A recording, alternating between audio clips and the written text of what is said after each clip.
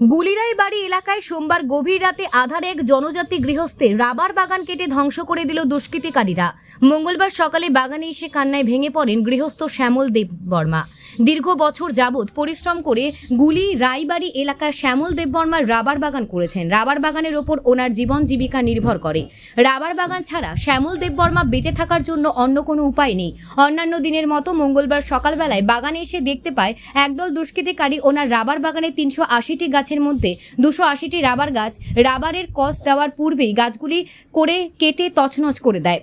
Rubber বাগানে এসে বাগান ধ্বংসের অবস্থায় দেখতে পেয়ে হাউমাউ করে চিৎকার শুরু করে শ্যামল দেববর্মা।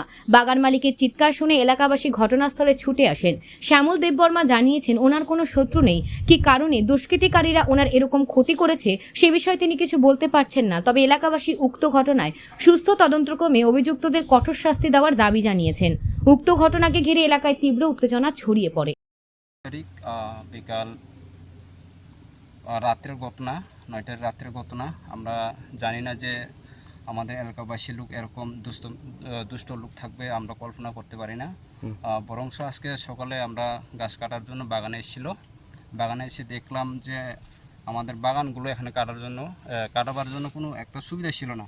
এই দুষ্টকাল রাতে এরকম কাজ করবে আমরা কল্পনা করতে পারছি না। বরংস কি বলবো যে আমাদের এলাকার বাসী আমরা এটা নিয়ে নির্ভরশীল করি, আমরা এটার উপর আমরা খাদ্য সংগ্রহণ করি। আমাদের ট্রাভেল এলাকায় আমাদের যে এদেশি এলাকাতে আমরা বাগান ছাড়া আমরা কিছু কাজ করতে পারি না। এটাই আমাদের ভরসা, এটা দিয়ে আমরা ফ্যামিলি চলে।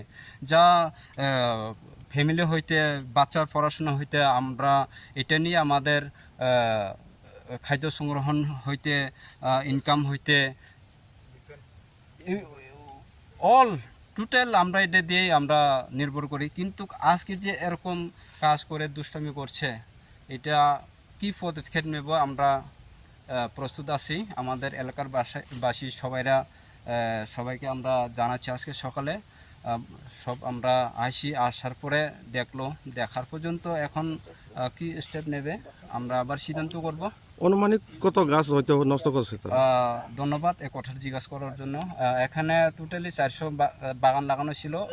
ঝড় বৃষ্টিতে হয়তো 20-25টা এরকম ভেঙে গেছে। ভেঙে যাওয়ার পরে এখানে টোটাল আছে 380 এরকম গাছ আসে। 380টার মধ্যে বেশিরভাগ ক্ষতি হয়েছে, 280 মতো ক্ষতিগ্রস্ত হয়েছে, আরও 80 হইতে 100 এরকম অনুমানিক আসে। আমাদের কোনো সূত্রতা বলে আমরা বলতে পারি না, কারণ আমরা সবার সাথে থাকি, সবার সাথে মিলেমিশে থাকি। কালকে হঠাৎ করে যে এমন কাজ করছে আমাদের কোনো সূত্রতা নেই। মালিকের নাম কি ছিল? মালিকের নাম হচ্ছে আমার কাকাতো ভাই শ্যামল দেববর্মা, ওনার নাম।